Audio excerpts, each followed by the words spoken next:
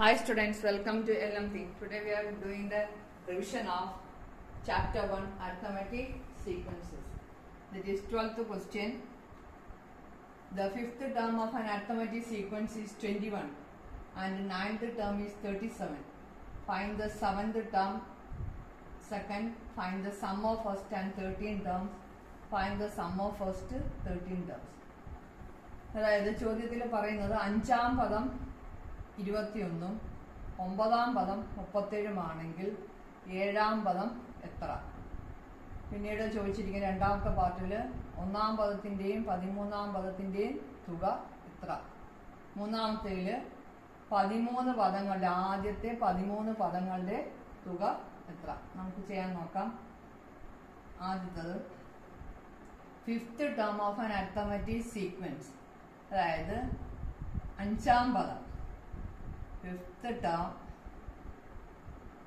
Equals 21. അഞ്ചാം പദം 21, അതായത് x5 ഈക്വൽസ് 21.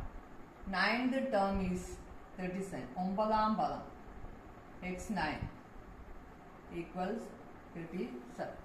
37. നോക്കിക്കേ, അഞ്ചാം പദം 21, ഒമ്പതാം പദം 37. ഞാനിവിടെ എഴുതുകയാണ് 5, ഇത് അഞ്ചാമത്തെ പദം, 6, 7, 8, 9. അഞ്ചാം പദത്തിൻ്റെയും ഒമ്പതാം പദത്തിൻ്റെയും വാല്യൂ തന്നിട്ടുണ്ട്, വില തന്നിട്ടുണ്ട്. അഞ്ചാം പദം എത്ര, ഒമ്പതാം പദം എത്ര? ഏഴാം പദമാണ് ചോദിച്ചിരിക്കുന്നത്. നോക്കിക്കേ, ഏഴാം പദം എന്ന് പറയുന്നത് അഞ്ചാം പദത്തിൻ്റെയും ഒമ്പതാം പദത്തിൻ്റെയും നടുവിലുള്ള പദമാണ്, മിഡിൽ ടേം, മധ്യപദമാണ്. നോക്കേ, 5, 6, 7, 8, 9, 5 പദങ്ങളിൽ നടുക്കത്തെ പദമാണ് ഏഴാം പദം. അപ്പോൾ നടുക്കത്തെ പദം കാണാൻ എന്ത് ചെയ്താൽ മതി? ഈ രണ്ടിൻ്റെയും ഇത് രണ്ടും കൂടെ കൂട്ടിയിട്ട് 2 കൊണ്ട് ഹരിച്ചാൽ മതി. അതായത് x7 ഈക്വൽസ് 21 പ്ലസ് 37/2. എത്ര കിട്ടും? 58/2 ഈക്വൽസ് 29. അപ്പോൾ ഏഴാം പദം എന്ന് പറയുന്നത് 29 ആണ്. ഏഴാം പദം 29. ഇനി രണ്ടാമത്തെ ചോദ്യം നോക്കിക്കേ.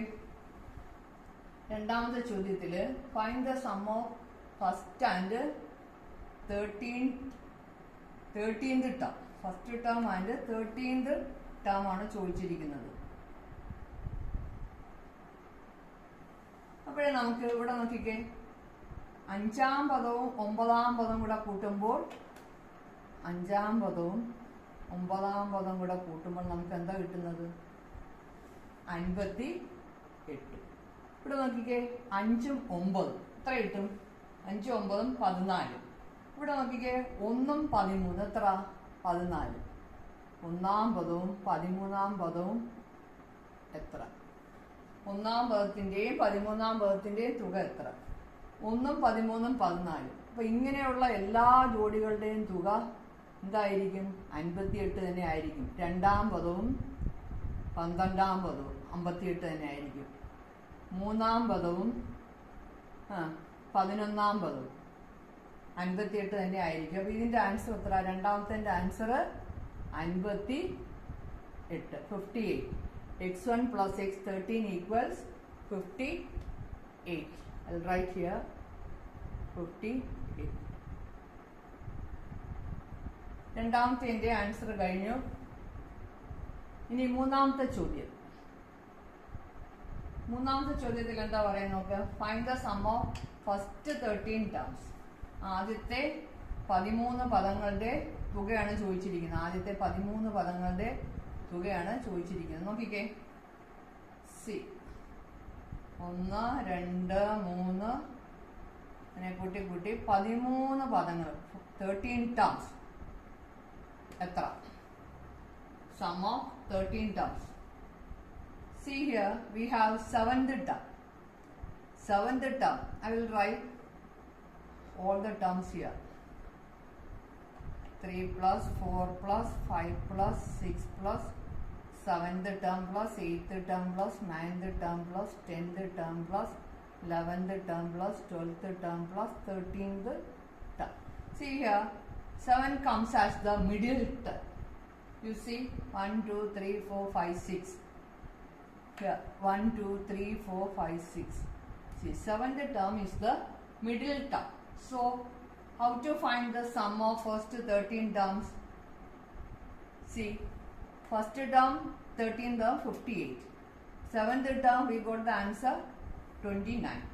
So sum of 13 terms equals x7 into 13 numbers are there, 13 equals, what is x7? x7 equals 29. 29 into 13. What's the answer? 29 into 13 is 377.